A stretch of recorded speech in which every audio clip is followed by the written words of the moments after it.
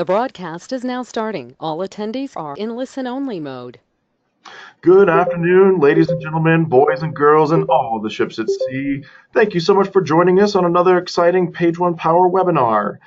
In these shows, we typically explore a single topic relevant to the online search and marketing community, including your questions from the audience. And today is no different. Our topic centers around SEO, link building, and more specifically, quick and easy SEO fixes for your business. Please follow us on Twitter at @PageOnePower for more information about upcoming shows and events. But before we dive into it, let's introduce our panel, shall we? As always, I am Colin Eggleston, your friendly neighborhood marketing events coordinator here at Page One Power. And joining us today is a very special guest all the way from across the pond. It's founder and chief digital strategist of BowlerHat.co.uk, Marcus Miller. Marcus, thank you so much for joining us today. Hey, folks. Marcus, so Marcus, we have a really great show. Let me just get to your slide here. We have a really great show for the audience today, and including some frequently asked questions, some SEO and link building quick tips. But before we start off, I just wanted to hear a little bit about your background. How did you get started in the SEO link building industry? Gosh, where to start? I guess I kind of graduated as a kind of software developer around year 2000. Started work for what was a small e-commerce company at the time, building their kind of websites and order processing platforms and a lot of the kind of back office stuff. Over time, as the website was built, the question kind of quickly became, how do we get more traffic? And that kind of naturally led me towards, search engine optimization, and kind of started there really. And still here kind of 15, 16 years later. Well, it's a great industry, and it's really, that's kind of similar to my experience as well. Whereas I started off as a link builder here at Page One Power. I didn't know, starting my first day, I didn't know anything about SEO or link building, and I really just fell in love with the industry. And as you mentioned, kind of off air, you mentioned that you really like to help people and kind of help businesses, and I think that's one thing that I really enjoy about it as well. Is like we're able to really firsthand help businesses. And I think that's a really good feeling. Yeah, absolutely. I mean, if we work, we try and give the same level of service, whether we're working with a single, a one-man band, or it's a big kind of enterprise company. I mean, we want people to do well, and we want to help them do well. Well, in order to help people do well, one of the things is starting off with some quick tips and tricks for your SEO, for your business, which we will get to in just a moment. But before we do that, I want to remind everybody to please submit your questions through the GoToWebinar, the question feature there, and we will get to your questions. We'd like to do a lot of questions today. We do have obviously we have some prepared content, but the sky's the limit. So if you out there in the audience, if you have some questions for us, we'd love to hear them and address them live on the air. Let's get to some SEO quick tips. These are some things that any business owner, small, medium, enterprise, anyone really with an online presence can really do these. I've seen these really help people very quickly, almost kind of like overnight, if you're able to kind of execute these things. And they're very low hanging fruit, very easy things to do. The first one that we recommend is claim your business. Now, I've known businesses that have been around since the early days of Google, and they have yet to even claim their business online. On Google My Business. I also recommend claiming it via Bing Business. And Yahoo, there was a little bit of a thing where the Yahoo business platform kind of changed and kind of went away. But you actually can still claim your business via Yahoo. It's just through Yext now, and it's a different thing. But I did include the URL there. And Marcus, about claiming businesses, what does this kind of do? How does this kind of help? How does this kind of help your business once you do this? I mean, the Google My Business in particular. I mean, it's super important. This is almost like the digital representation of your business online. So I mean, if there's incorrect information there, if you're not claiming that, or your phone number's out of sync, or whatever it may be, then Google can't knows it can't trust that information. I mean, what they want to be able to do ultimately is look at the information that they hold in their own platform, look at the information on your website, look at the information as well around the web on, you know, various kind of sites like, you know, citation type sites and business directories. If all of these things line up, then it enables the search engine to have a higher degree of trust in that the information that they're returning to the search engine users is correct. So, you know, it's so tempting to get, you know, kind of focus on these kind of bigger or more complicated elements, but getting these foundational elements right is absolutely critical. I mean, yeah, we can see big improvements simply by claiming your own business and getting all of the information on there just absolutely right. And I think from a kind of user experience perspective as well, you know, if you're a store and the opening hours are incorrect and a customer arrives when the store is closed, you know, these kind of things that they seep into the real world, you know, and affect maybe a potential customer's perception of your business. So it's crucial. It'll help you rank. It'll help you get in front of more people, and you know, it's super easy. I couldn't agree more, and I was just going to say that, but you mentioned it as well, is that this is one of the things that you can do that if you haven't done it, it can really affect the user experience of anyone that's trying to find your site, and outside of ranking. We, you know, in search, in search and link building, we get so caught up in, oh, what's my ranking? How's my competition doing?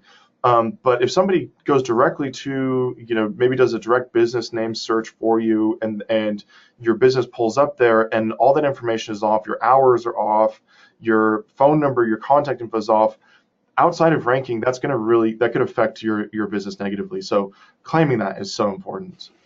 So important, and like I say, it's super easy. You know, it's the foundation of good rankings is consistent information about your business, particularly for a local business.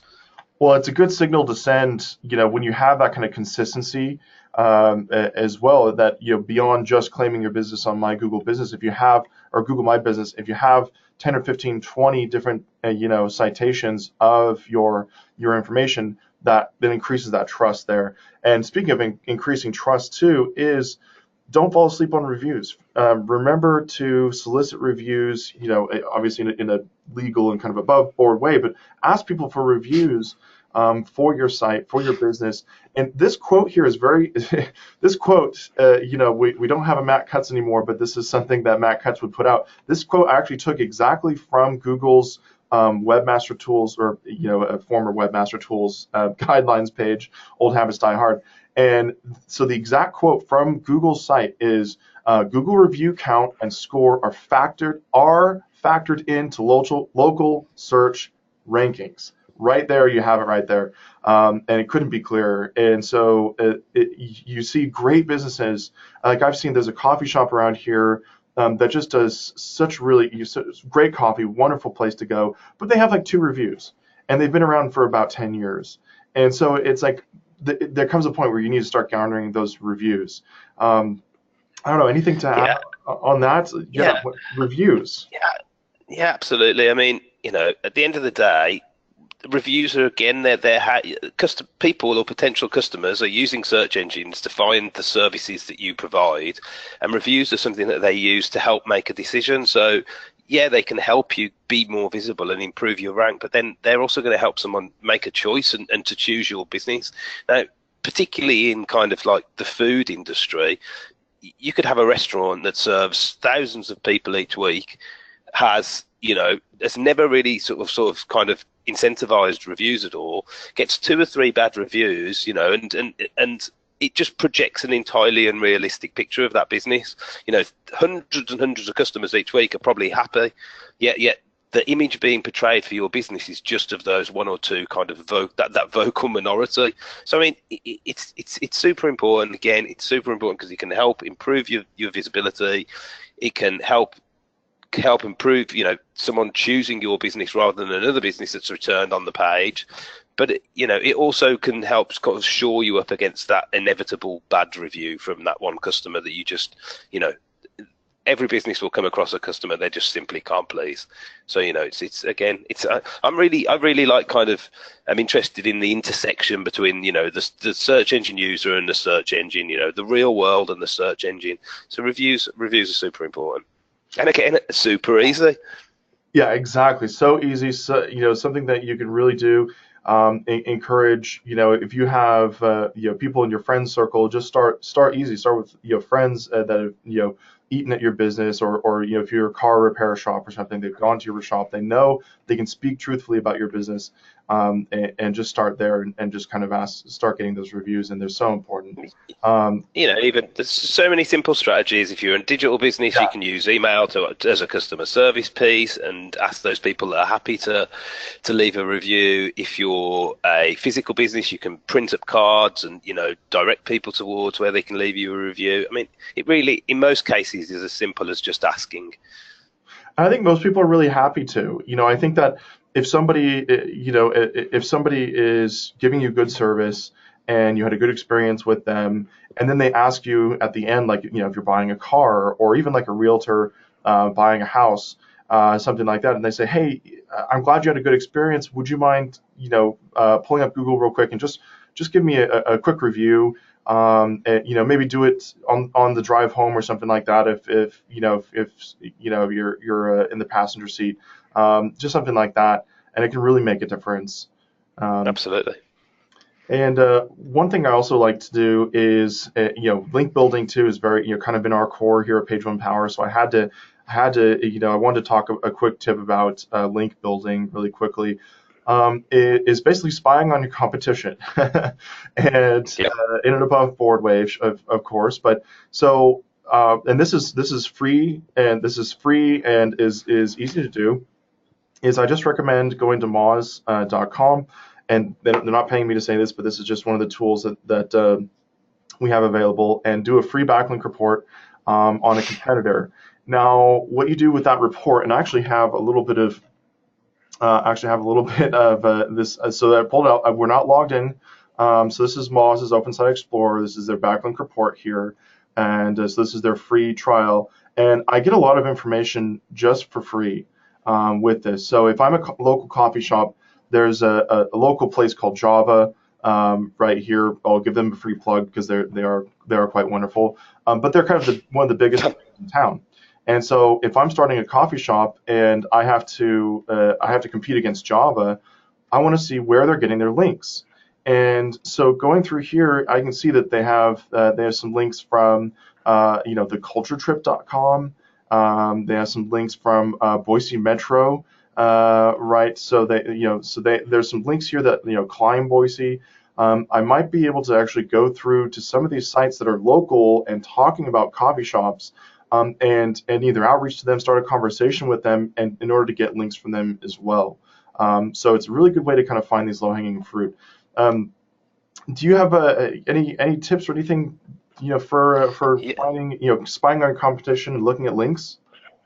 Yeah, absolutely. I mean, again, I think there's a couple of things that you can typically get out of this. You can get, by looking at specific or local competition, you can get real opportunities, simple kind of prospecting. So a list of opportunities together. But then by looking at similar businesses that aren't necessarily even direct competition, you can learn more about what the link opportunities in your space kind of look like. So, at the end of the day, this is another one of those basic tactics that most businesses just don't do very well.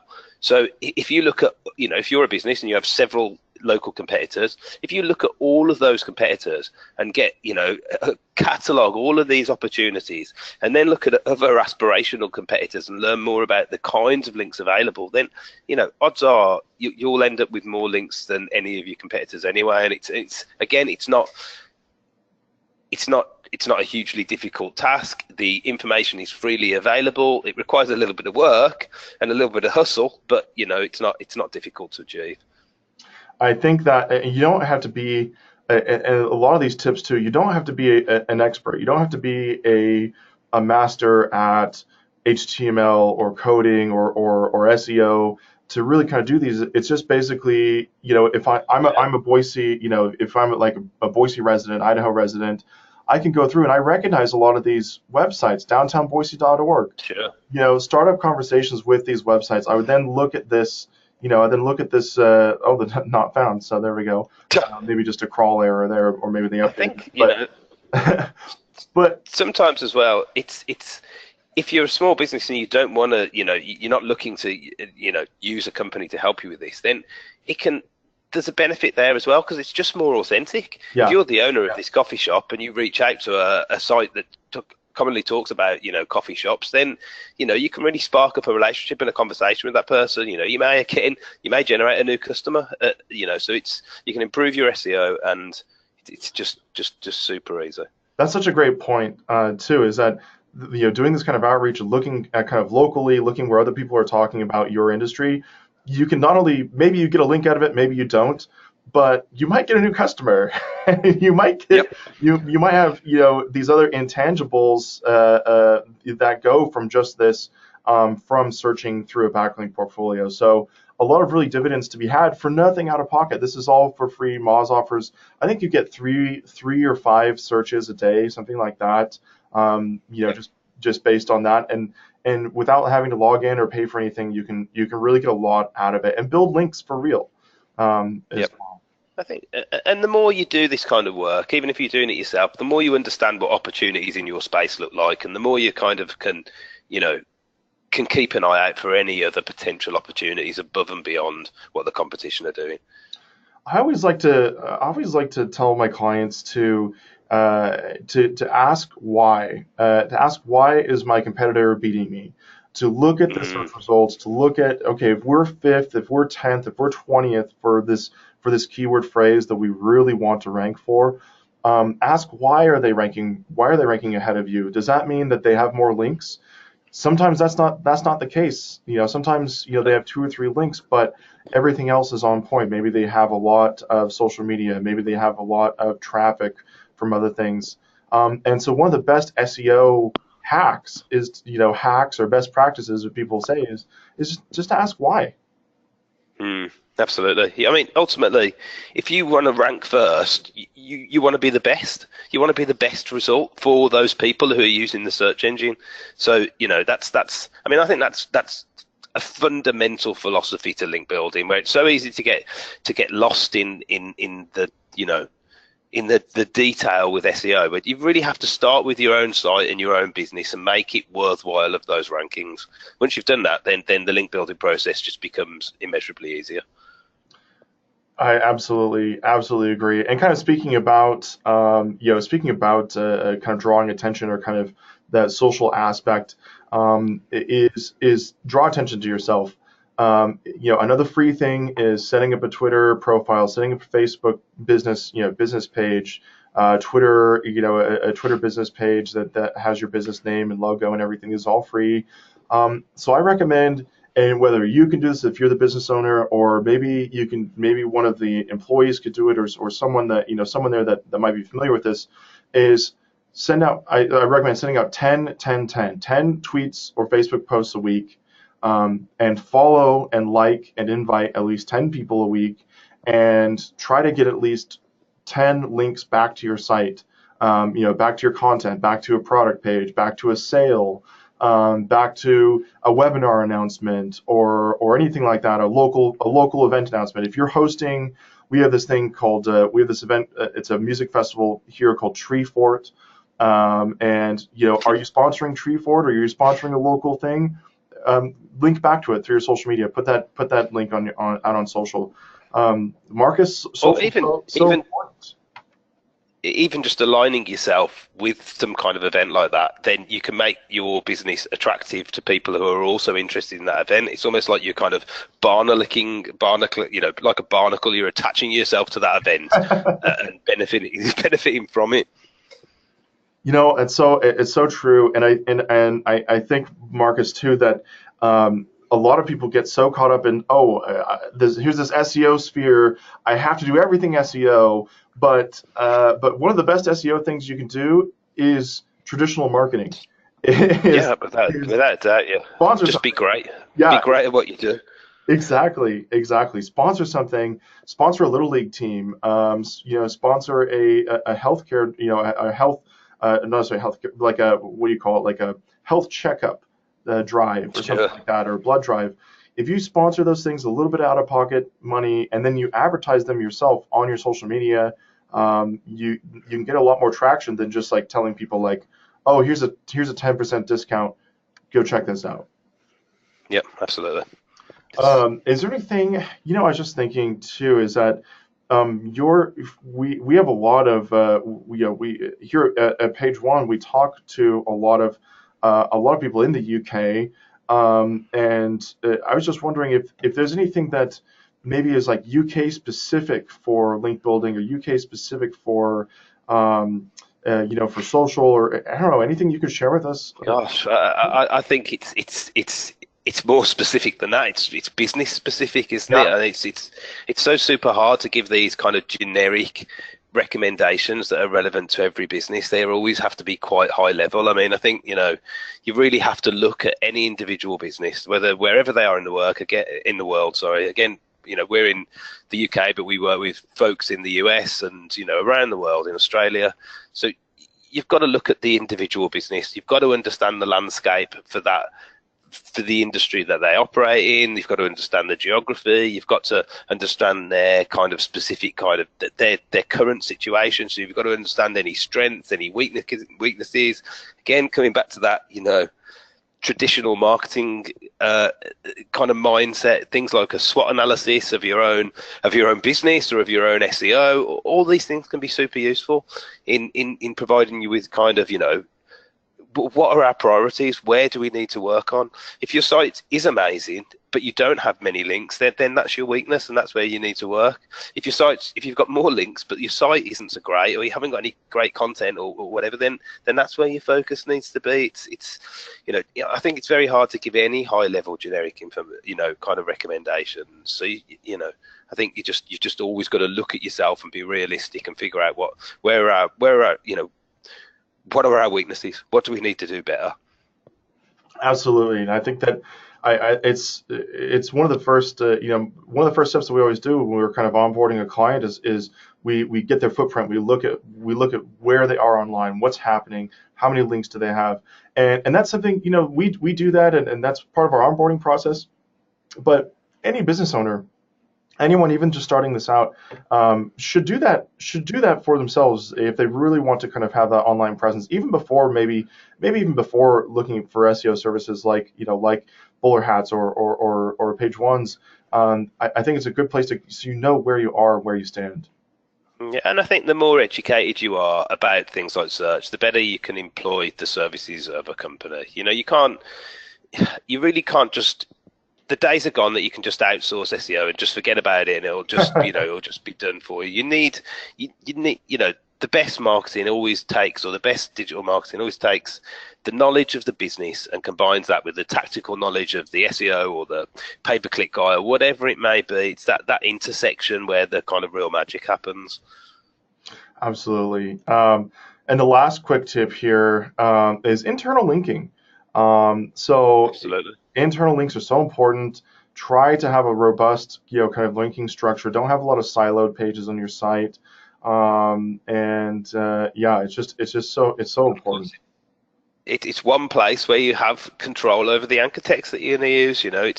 It's very it's very unnatural for sites to link, external sites to often link to service pages on websites. If you look at the link profile of something like, say, I don't know, Wikipedia, they have millions, tens of millions, hundreds of millions of links, but they have all those links naturally because they provide something useful. So folks, even when you're doing link building, it's very rare that you really want to link to specific products or service pages. You've got to make sure that makes contextual sense in what you're doing. So within your own site, you can link to those products and service pages. You can use some kind of promotional anchor text. You can use it as a way to direct someone who's reading one of your blog posts or whatever it may be, and to kind of steer them towards what you're actually trying to achieve there, and put them on your service page, which again obviously leads on to having good kind of call to actions and lead generation and everything else. just getting all of these things working together is so important. Absolutely. You have someone on your site.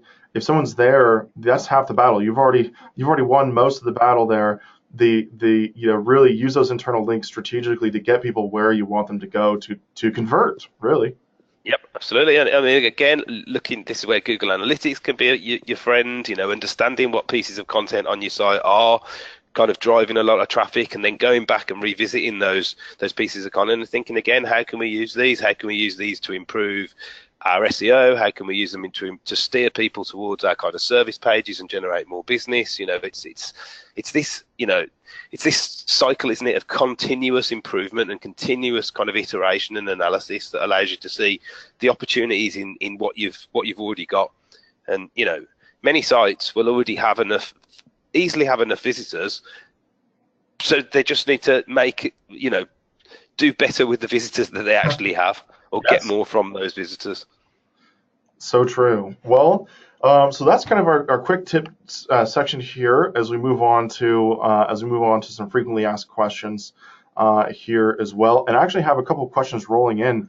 I'd like to just stop and just address the questions we got from the audience here real quick, because these are really fascinating to me. So from Jock asks, are videos somehow, such as embedded YouTubes at a website, optimized? How to optimize or advertise the existence of embedded YouTube videos? So yeah, kind of some interesting questions going on there. What do you think, Marcus? I think again, it all comes down to context, doesn't it? If you've got a page that covers a specific topic and that's generating some organic search visits, but there are other pages that are ranking above you and are taking most of the traffic. Well, how do you improve those pages? How do you make those pages better for the user?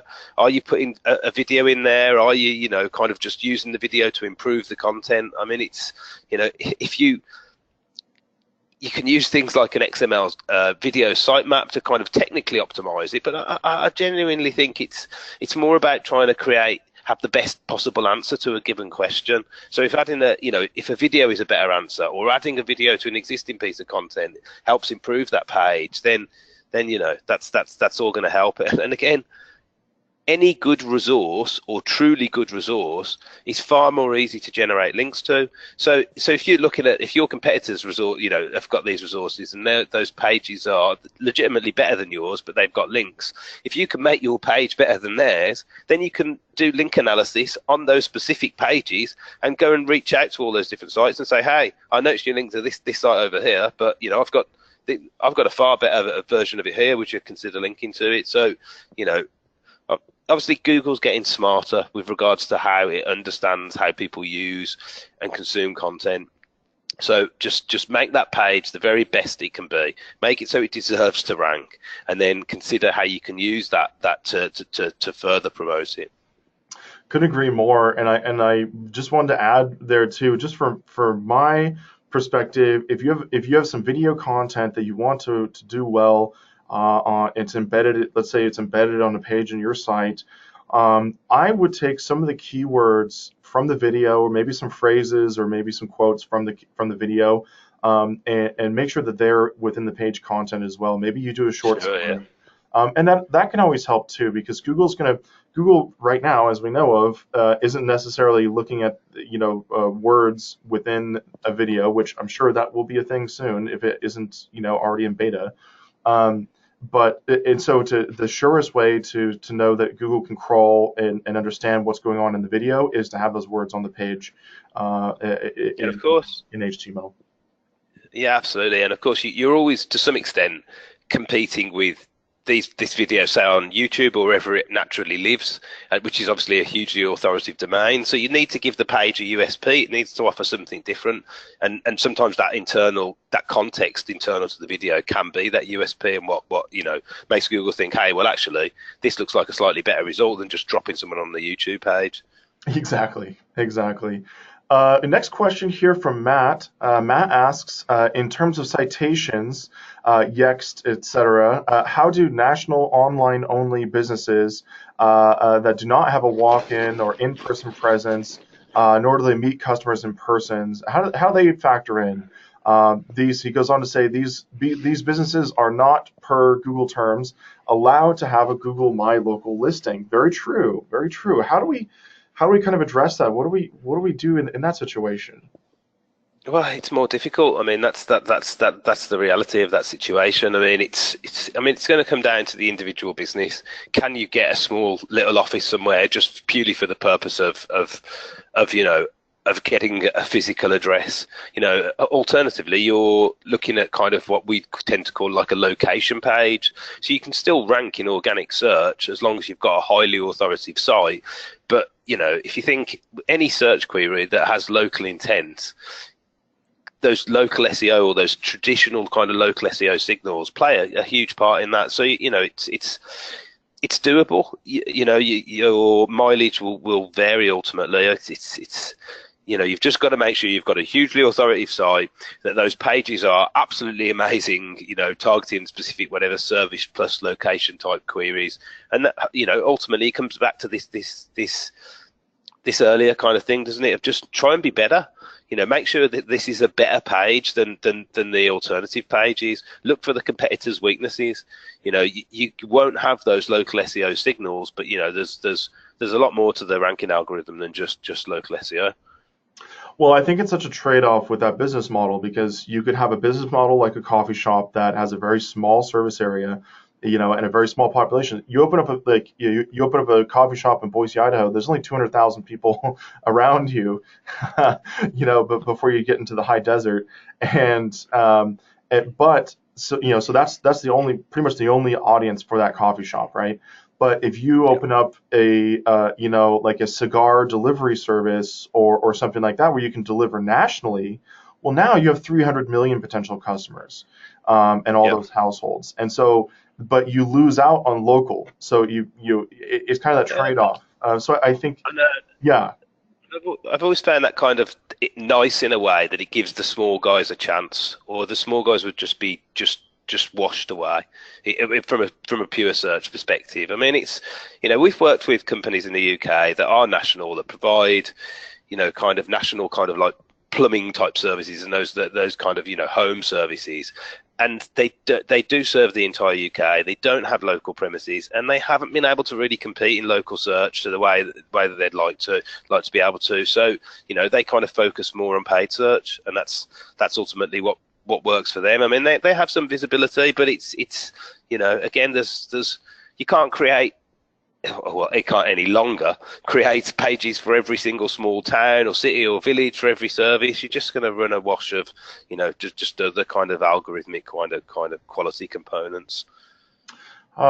Next question here from Kenneth. Kenneth asks, how do you feel about GTLD, descriptive domain names?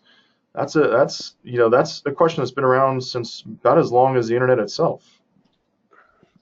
How do you mean? Give me an example. Like a descriptive domain, best appliance repair. Like a keyword rich. Yeah. At least that's what I think. That's kind of what I think they're getting at. So how does that work these days? I think you go back in time and a keyword rich domain name would work pretty well.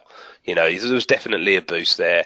Now, I think Google has kind of pretty much stated that they've taken away any specific boost. So I think, I kind of think it's got to make sense in the context of what you do. If it's super spammy, then, it's super spammy, it's going to be flagged in that way. But if it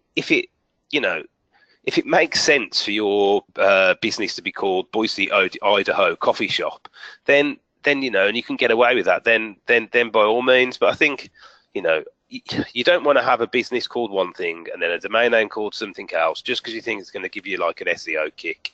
You've got to be pretty careful and pretty smart with how you use those kind of things. Absolutely. And Kenneth put a clarifying question in here. So Kenneth says an example of sell my .homes. So the homes is the top level domain, kind of like, like instead of .com or whatnot. So yeah. Okay.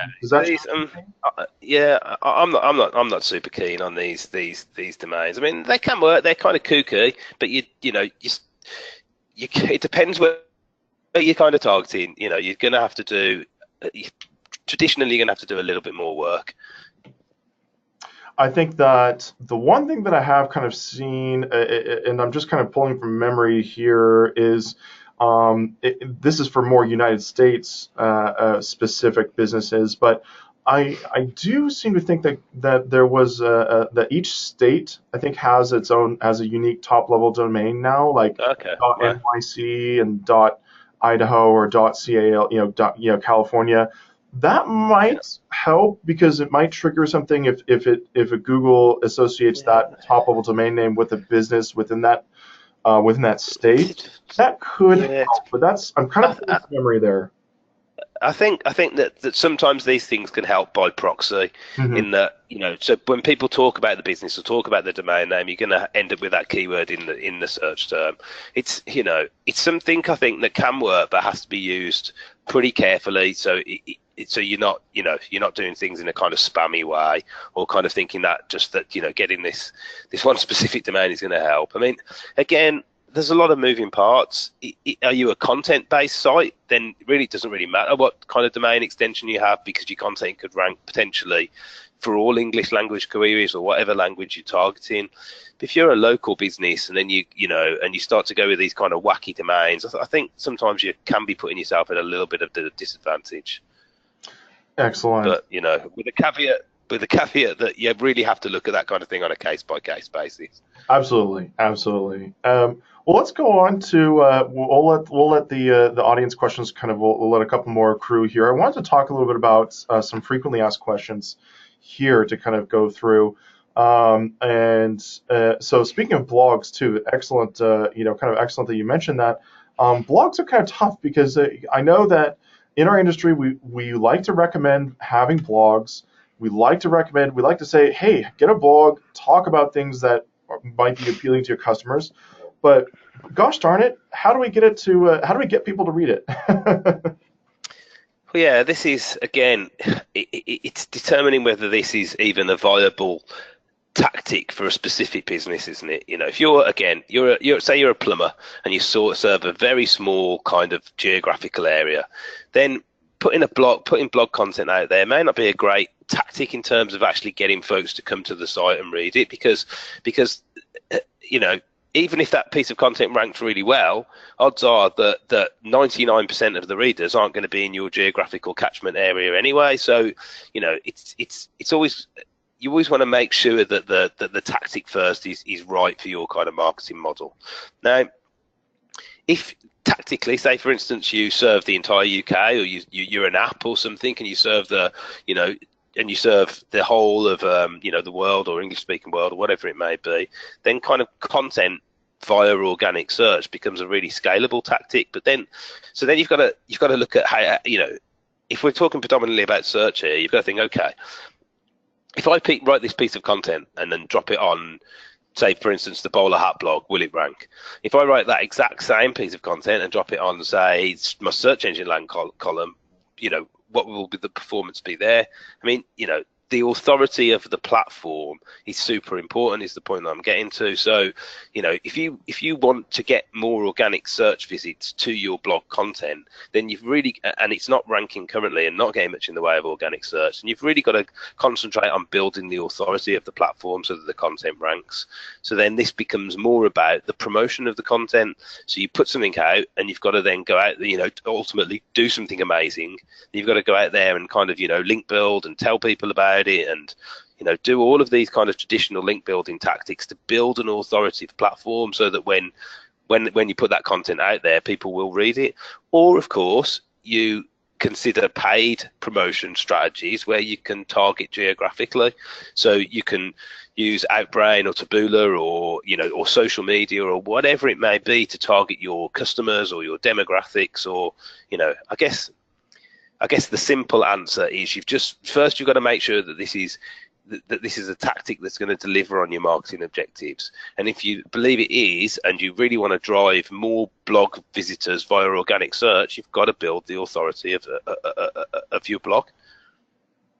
Absolutely, and it's tough. Having a good blog doesn't mean that people are actually going to go there or want to go there. Nope. And so that's Absolutely not. yeah, it's a tactical decision. Yeah, without a doubt, yeah. So, and and where you place that content as well is a tactical decision. If you've got something amazing to say, well, maybe you need to go and put it on a third-party platform because you know it's going to get more eyes, and it still gets your business in front of other people, and probably generates you a link in the process. So it's, it's tough. Again, it needs to be looked at on a case-by-case basis, but if you want to, you've got to put and exploit everything else that you've got there. Share everything's out. Send your blog posts out to your customer base by your email newsletter. Put them on your social media channels. Do everything you can to promote that content and get it in front of the right people. Agreed. So the next question: are there any quick tips for ranking locally as a real estate agent? I don't have a brick and mortar location, but I do have a service area. Yeah, we see this one a lot. Maybe not just for a real estate agent, but maybe for someone else, like even like a like a notary public or something like that. Someone that they don't have an office space, but they can help serve you. Yeah, I mean, it's difficult again because that's just not. I think in their efforts to combat spam, a lot of people that serve a service area but don't have a physical location are collateral damage to some extent. Because you have to have that physical location to tap into local SEO. Without it, you're really struggling. What I would recommend, and I've seen success with this through Page One, is and other local businesses that kind of help people out here, is if you just have a service area and you don't necessarily have a brick and mortar building, have maybe every month or every other month, have a rent out a conference space, like at a hotel or somewhere, rent out like a nice conference space and hold some free classes or free seminars. If you're a real estate agent, hold a class for first time home buyers, or on commercial real estate or something like that, where you give you give information for free. And then at the end, maybe pass out your business card or have a handout to everybody that attends. They get to see your business card, they get to see your services, and they have all your information there. So that's one way that can work. Yeah, this more traditional kind of marketing approach, doesn't it? You need to concentrate more on authority rather than local signals. I mean, maybe some folks who have a service area do have a physical address, or they have a Google local via their own actual home address, but then if you fall foul of needing to put that information out there on citations, often this is people's actual residential address and they don't want to share it, so it's you're certainly at a huge disadvantage unless you have a physical address in the area that you're targeting. Question: my top competitor is doing some obvious shady stuff, like buying tons of cheap links, sending spammy emails, yet they still beat me in the search. How do we combat this? What's going on here? So there's a one-word answer for this one: just patience. Just patience. I mean, it's super frustrating, and we still see it.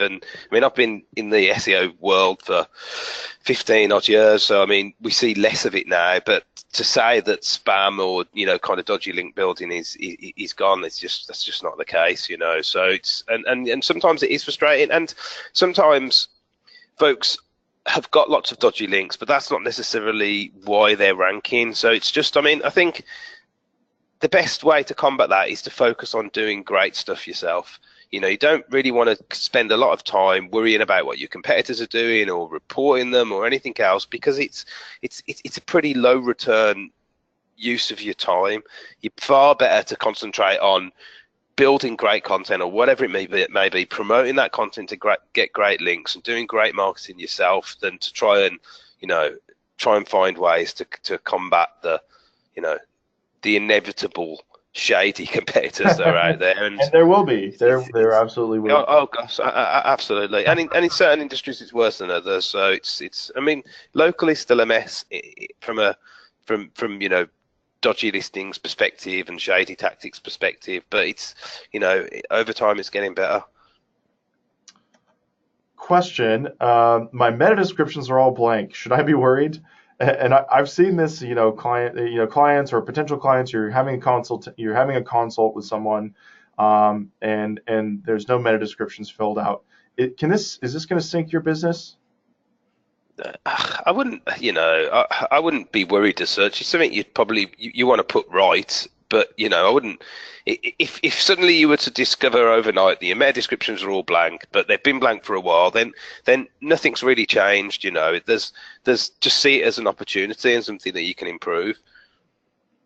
Yeah, I think so as well, because as far as I know, just kind of quoting from memory here, but Google will fill out your meta descriptions itself. Yeah, If it sees that you don't have them, it'll try to make one for you. it will try and make one for you. And even if you do have one, they will sometimes overwrite them if they think that there's some of the content on the page that's more relevant. So, I mean, I look at a meta description like copy of an advert. It's something you can put in place to try and affect click-through rates on that page. So, and again, some things we often see is you'll have sites with hundreds or thousands of pages, and in many cases, maybe only a handful of those pages really need a sculpted meta description. Not every page on a site has to have a meta description. Google will try and provide a description of the content on the page that's relevant to the searcher. Next question here, and this is, I believe this is our last FAQ here before we get back to audience questions here. We have a couple more roll in. But I feel this is a pretty poignant one since it is November and 2018 is around the corner.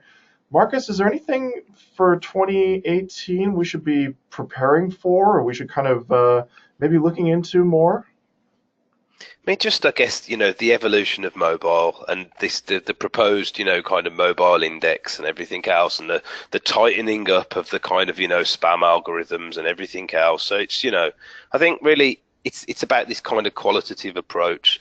Just SEO now is about providing the best possible experience to the end user, providing the best content, the best answer to a given question.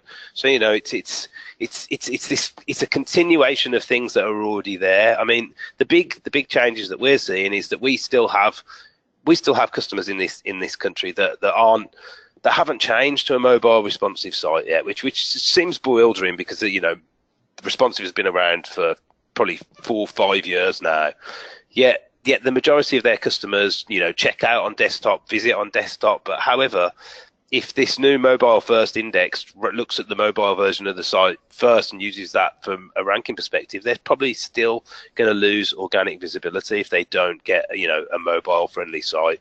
So that's one big obvious thing. I mean, other things that we've seen having an impact on folks are things like, the prevalence of kind of like answer boxes and featured snippets and these kind of other kind of SERP features that seem to be having an impact on kind of click-through rates from traditional organic traffic. So again, making sure, it's like a situation analysis or a landscape analysis. You've got to kind of stay aware of what things look like in your space. If the search results are starting to change, you need to kind of see that as, be dynamic, see that as an opportunity, start to see what you need to change in your specific industry. Things like new ad competition and everything else. I mean, there's so many changes, but I think the big one is to just really focus on kind of mobile and user experience. I think mobile is going to be, mobile is just growing and growing. I saw a study recently where people are buying and even buying and replacing their desktop computers at a slower and slower rate because they get everything, the functionality out of their mobile devices, out of their phones, out of their tablets. I just recently bought for Amazon Prime Day back in I think July. I bought a brand new tablet. I bought the Amazon Fire for $30. And so I have a fully functioning, 8-9 inch tablet for $30, less than the cost of, a trip to a fast food joint, really. And desktop just can't compete with that, right? Like you can't get a No, for $30.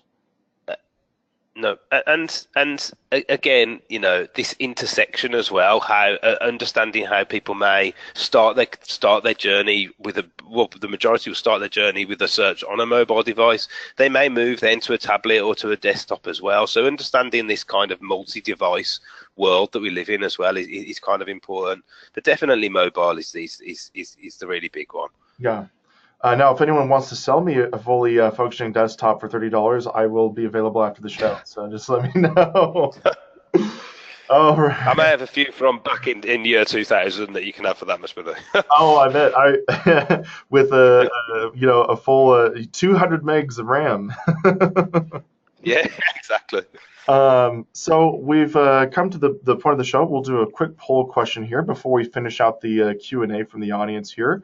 So we do have a quick poll, and I appreciate everybody participating in the poll today. So the poll question is, would you like to know more about PageRank Power or BowlerHat? I know that we would love to hear from you, and we really love talking search. We love talking link building, and we love to help your business out as well. Any as the poll is out here, Marcus, any news or anything upcoming that we should know about from BowlerHat that we should be on the lookout for?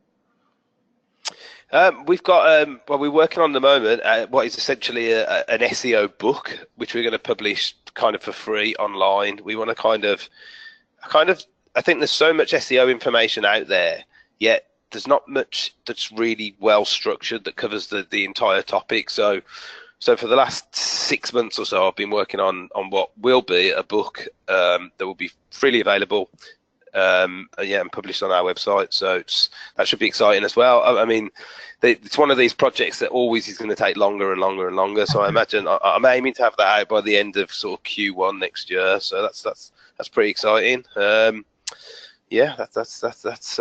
the big thing from us. Well, that sounds amazing, and 100% honest. I would love to see that. So please don't forget old Colin over here. Once it goes live, I'd love to see that. That sounds great. Will do.